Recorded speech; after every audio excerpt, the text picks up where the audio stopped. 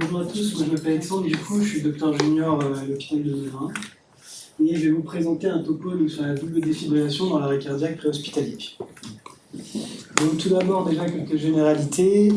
L'arrêt cardiaque préhospitalier, c'est une grande cause de morbimortalité dans nos pays.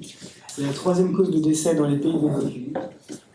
En Amérique du Nord, ça représente 350 000 ACR par an, dont 100 000 qui sont en LV ou en tachycardie ventriculaire sans pouls initialement. En France, ça représente 50 000 ACR par an, 73% sont en asystolie à l'arrivée des secours. L'arrivée des secours, c'est environ 8 minutes. Parmi tous ces patients, il y a un retour à une activité cardiaque spontanée de 20%, et parmi ces 20%, seulement 25% auront une bonne récupération neurologique. Donc là, je vous présente la chaîne de survie qu'on connaît tous très bien, qui consiste donc à la reconnaissance précoce de l'arrêt cardiaque, donc un inconscient qui ne respire pas, d'appeler les secours, de débuter un massage cardiaque très précocement, et la partie la plus importante qui est la défibrillation extrêmement rapide, puis la prise en charge en post-arrêt. Il ne faut pas oublier de préciser que chaque minute de retard de défibrillation diminue la probabilité de survie de 3% avec un massage cardiaque et de 10% en l'absence de massage cardiaque. Donc voici un peu l'algorithme de l'arrêt cardiaque qu'on connaît avec un rythme choquable. Donc ça consiste avec une première défibrillation précoce entre 150 et 200 joules le plus rapidement possible, à récidiver si nécessaire toutes les 2 minutes. Cela consiste aussi à l'injonction d'adrénaline 1 mg toutes les 4 minutes à partir du 3e choc et d'amiodarone 300 mg puis 150 mg si nécessaire. Il y a 3 phases de l'arrêt cardiaque. Donc c'est le Dr Weisfeld et le Dr Baker qui ont développé ce concept et ça a été repris par la suite dans différentes études. Donc c'est la phase électrique qui est entre 0 et 5 minutes. Donc à ce moment-là, le cœur est plutôt bien oxygéné. Souvent les patients sont en tachycardie ventriculaire sans pouls ou en fibrillation ventriculaire et ils ont de grandes chances de répondre à une défibrillation très rapide. Par la suite, nous avons donc la phase circulatoire, entre 5 et 10 minutes. À ce moment-là, plusieurs organes, notamment le cœur et le cerveau, sont beaucoup moins bien oxygénés et on va avoir tendance à beaucoup moins bien répondre aux défibrillations. À ce moment-là, il faut très bien faire un bon massage cardiaque et continuer les défibrillations si nécessaire. Passé les 10 minutes, on rentre dans la phase métabolique, donc elle est caractérisée par l'accumulation d'acide lactique, des dommages cellulaires qui sont irréversibles, et c'est à ce moment-là qu'il faut commencer à penser à des stratégies alternatives dans l'arrêt cardiaque. Donc la défibrillation, les pionniers de cette méthode, donc, ce sont le docteur Jean-Louis Prévost et Frédéric Batelli en Suisse en 1899, qui ont montré que sur une étude porcine, le fait d'administrer un choc électrique permettait de réduire les fibrillations ventriculaires. De quoi est composé un défibrillateur? Donc un défibrillateur, c'est composé d'un condensateur, qui permet de délivrer une charge d'énergie avec une durée et une forme d'intensité calibrée, un circuit de transmission, donc les palettes et les électrodes, et enfin un circuit de contrôle qui permet de synchroniser le choc avec le QRS si nécessaire. Nous avons 3 types de défibrillateurs différents. Donc les défibrillateurs automatiques, où l'analyse du rythme cardiaque et le choc sont faits automatiquement par la machine. Elles ne nécessitent pas d'intervention humaine, c'est ceux qu'on retrouve dans les gares et dans les rues. Il y a les semi-automatiques, c'est souvent ceux que les pompiers ou les premiers secours ont à leur disposition, donc l'analyse du rythme est faite par la machine, mais la défibrillation est faite par l'humain. Et enfin les manuels que nous utilisons en intra-hospitalier et en extra-hospitalier, où l'analyse du rythme et la délivrance du choc est faite par l'humain. Ça permet de diminuer le temps de non-compression thoracique, puisqu'on va plus vite que la machine pour faire l'analyse du rythme. Donc il y a 2 types d'ondes de choc qui peuvent être délivrées par un défibrillateur. Donc historiquement, c'était plutôt des ondes de choc qui étaient monophasiques. Donc le courant était délivré dans une seule direction, de la bande plus vers la bande moins. Mais sur les défibrillateurs plus récents, on passe plutôt dans le cadre d'ondes biphasiques, où le courant est délivré dans les 2 directions, puisqu'il y a une inversion de la polarité entre les 2 électrodes, qui permet un aller-retour en fait, du courant. Donc qu'est-ce que ça permet? Ça permet que, dans le cadre d'une onde monophasique, systématiquement les chocs doivent être faits à 360 joules. Alors qu'en revanche, dans les ondes biphasiques, ça permet de mettre une moindre quantité d'énergie, et il y a plusieurs études qui ont montré que ça donne une meilleure réduction des fibrillations. Les différentes interfaces qu'on retrouve, donc ce sont les palettes manuelles et les électrodes adhésives, et les positions de ces patchs, de ces électrodes, peuvent être soit, comme sur le schéma de gauche, en antéro-latéral, ou comme sur le schéma de droite, plutôt en antéro-postérieur. Les facteurs de succès d'une défibrillation, donc c'est un arrêt cardiaque qui arrive devant témoin, une RCP très précoce, Le facteur le plus important que l'on retrouve dans plusieurs études, c'est le temps écoulé entre l'arrêt cardiaque et la réalisation du premier choc. C'est une impédance transthoracique minimale, donc ça veut dire une poitrine à nu, pas de bijoux. Ça veut dire qu'on met du gel si c'est des électrodes avec une force de 8 kg. Si le patient est intubé, ça veut dire PEP à 0 et un choc qui est délivré en téléexpiratoire. Ça nécessite aussi, pour avoir un bon succès de défibrillation, une bonne imprégnation en anti-arythmique. Il y a aussi certains risques que l'on connaît, ce sont les brûlures, c'est pour ça qu'il faut utiliser du gel, l'exposition du personnel, ne pas défibriller quand on a les pieds dans l'eau, etc. Et il faut faire aussi attention, par exemple chez les patients sous Optiflow ou qui ont un max d'oxygène, de faire en sorte que l'oxygène ne soit pas dirigé vers la défibrillation, puisque ça crée quand même une étincelle. Donc je vais introduire un petit peu plus le sujet. Qu'est-ce que déjà une fibrillation ventriculaire? C'est un trouble cardiaque caractérisé par une activité électrique rapide et désorganisée des ventricules entraînant un arrêt circulatoire. Lorsqu'on est en arrêt cardiaque avec fibrillation ventriculaire, on a une plus grande probabilité de survie avec un bon état neurologique. Qu'est-ce que la fibrillation ventriculaire réfractaire? Donc il n'y a pas de définition officielle de cette fibrillation ventriculaire réfractaire. En revanche, on voit que ces dernières années, elle a eu tendance à être de plus en plus homogène et à être définie comme une fibrillation ventriculaire persistante après 3 tentatives successives de défibrillation. Il y a 10 à 25% des arrêts cardiaques qui vont évoluer vers une fibrillation ventriculaire réfractaire. Et ces patients-là peuvent avoir, selon les séries, un taux de mortalité qui va jusqu'à 97%. Donc je vais parler un petit peu maintenant de la double défibrillation, qui serait l'alternative à ce problème. Comment elle se réalise? Donc elle se réalise avec 2 défibrillateurs distincts. Il y a 2 types de double défibrillation, donc les défibrillations simultanées, c'est-à-dire qu'on les délivre les 2 chocs en même temps, et la double défibrillation séquentielle, où les 2 chocs sont administrés avec un petit laps de temps entre les deux. Quel est le rationnel physiologique d'avoir pensé à faire une double défibrillation? Donc il y a la première théorie qui est la théorie de la puissance. Donc c'est le fait d'utiliser une énergie plus élevée qui va augmenter les chances de succès des défibrillations ultérieures.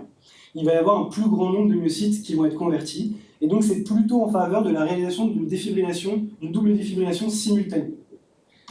La deuxième théorie, c'est la théorie de la préparation, donc qui consiste au fait que le premier choc va permettre de rétablir certains myocytes dans un rythme normal, et d'abaisser le seuil de défibrillation de ceux qui sont encore en fibrillation ventriculaire. Et donc ça permettrait d'augmenter l'efficacité du deuxième choc. Cette théorie elle est plus en faveur donc, de la double défibrillation séquentielle. Et enfin, la théorie des vecteurs multiples, qui est assez simple, c'est on augmente le nombre de vecteurs électriques, on couvre plus largement le myocarde, et il y a moins de zones mortes qui sont touchées par l'électricité, qui ne sont pas touchées par l'électricité. Pour illustrer ces propos, je vais vous parler de 2 études très importantes sur le sujet. Donc, la première qui est une méta-analyse chinoise qui a été publiée donc, dans American Journal Emergency Medicine en 2024. dont l'objectif principal était d'étudier l'efficacité de la double défibrillation en comparaison à la défibrillation standard chez les patients atteints de fibrillation ventriculaire réfractaire. Et le critère secondaire était de comparer les effets spécifiques de la double défibrillation donc séquentielle, donc avec un petit laps de temps entre les 2 chocs, et la simultanée avec les 2 chocs en même temps. Donc ils ont pris toutes les études qui étaient écrites en anglais sur le sujet jusqu'en juin 2024. Parmi ces études, ils ont pris tous les patients de plus de 18 ans qui étaient en fibrillation ventriculaire réfractaire. Ils ont éliminé tous les doublons, éliminé toutes les études animales, etc. Ils ont pris que les case reports et les études randomisées contrôlées, tous les études contrôlées randomisées et les études de cohorte, pardon. Et ça aboutit à plus que 6 études. Donc, parmi ces études, dans la méta-analyse, on retrouve donc, cet essai contrôlé et randomisé qui a étudié, donc, la double défibrillation séquentielle, 2 études de cohorte avec une double défibrillation séquentielle également, et 3 études de cohorte avec une double défibrillation qui était simultanée, celle-ci. Ça représentait 1360 patients, 359 avec une double défibrillation et 1001 avec une défibrillation standard. En réalité, quand on regarde la méta-analyse, étant donné qu'il n'y avait qu'une seule étude randomisée contrôlée, ils ont présenté de manière séparée les résultats de l'étude contrôlée randomisée, et la méta-analyse en tant que telle ne porte que sur les études de cohorte, les 5 études de cohorte. Donc quand on regarde les résultats donc, sur les critères de taux de survie, il y avait 4 études de cohorte qui ont rapporté ce critère, avec 14% de survie dans le groupe double défibrillation, contre 15% dans la défibrillation standard. Il n'y avait donc pas de différence significative. L'hétérogénéité des études était modérée, suggérant une bonne cohérence des résultats. Le sous-groupe séquentiel et simultané ne retrouvait pas de différence significative non plus. Lorsqu'on regarde le bon pronostic neurologique, il y a 2 études qui rapportaient ces résultats, plutôt en simultané, avec 16% dans le groupe double défibrillation et 11% dans le groupe défibrillation standard, avec des résultats non significatifs également. Et cela s'appliquait de manière égale donc, au retour en circulation spontanée et à l'arrêt de la fibrillation ventriculaire, où tous les résultats étaient non significatifs. Donc quand on regarde cette méta-analyse, on peut en conclure qu'il n'y a pas d'avantage à la double défibrillation. Cependant, quand on commence à regarder un petit peu de plus près des études construites d'une meilleure manière, et que notamment cet essai randomisé contrôlé, qui est l'essai DOSE-VF, qui a été publié dans le New England Journal of Medicine en 2023, on peut voir que c'est un essai contrôlé randomisé en grappe avec permutation croisée, c'est-à-dire que chaque service a changé de stratégie tous les 6 mois en testant au moins une fois chacune des 3 stratégies étudiées. Ça a pris en compte 6 services de paramédicaux en Ontario, donc ça a couvert un bassin de 6,6 millions d'habitants. Et les périodes d'inclusion étaient entre mars 2018 et mai 2022. Ils ont pris tous les patients de plus de 18 ans avec une fibrillation ventriculaire réfractaire. Les différentes modalités de choc qui ont été étudiées dans cette étude, donc c'est une défibrillation standard, c'est-à-dire qu'on faisait toujours une défibrillation en antérolatérale. La seconde option était la défibrillation avec changement de vecteur, c'est-à-dire qu'on faisait 3 chocs en antérolatérale, puis on inversait les patchs et on les mettait en antéro-postérieur pour tous les chocs suivants. Et enfin, la troisième option était de faire une double défibrillation séquentielle, donc 3 premiers chocs en antérolatéral, puis une double défibrillation séquentielle sur tous les autres chocs. L'objectif principal de cette étude, c'était la survie jusqu'à la sortie de l'hôpital, les objectifs secondaires, l'arrêt de la fibrillation ventriculaire, le retour à une circulation spontanée et une bonne récupération neurologique. Donc la caractéristique de ces patients, c'était un âge médian des patients qui était de 63 ans, 80% d'hommes, 68% d'ACR au domicile, 77% devant témoin, une RCP réalisée tout de suite dans 73% des cas, et un premier choc à 8 minutes.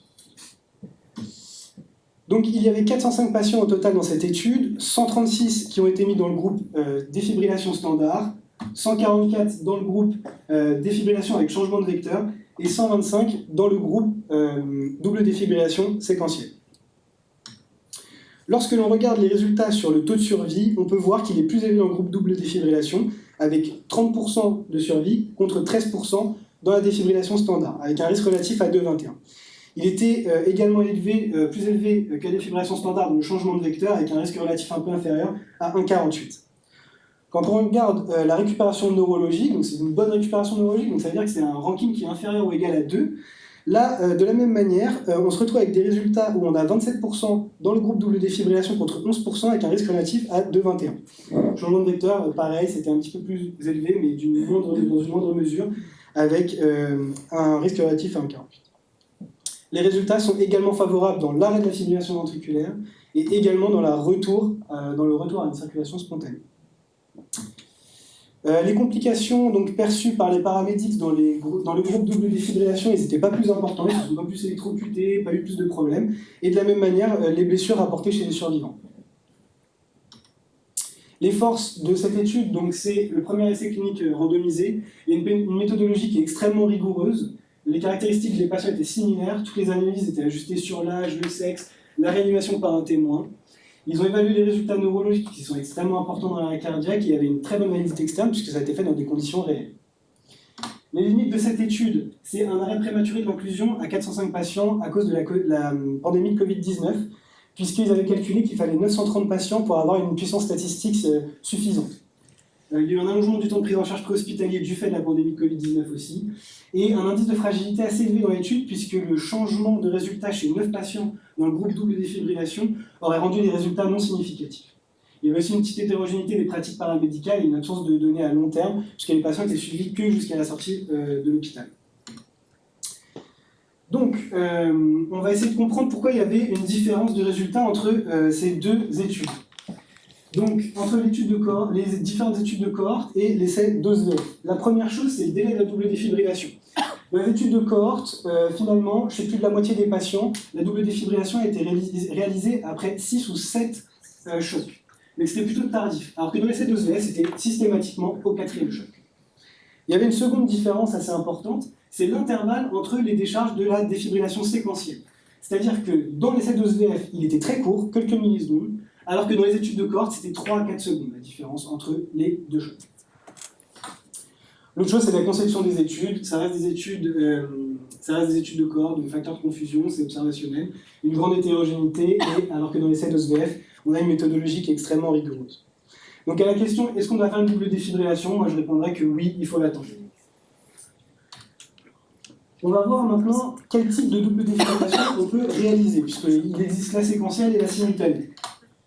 Donc c'est cette étude qui a essayé de répondre à cette question, qui a été publiée dans Resuscitation en 2024, donc qui est une étude de cohorte rétrospective et qui est une sous-analyse de la population de 12VF.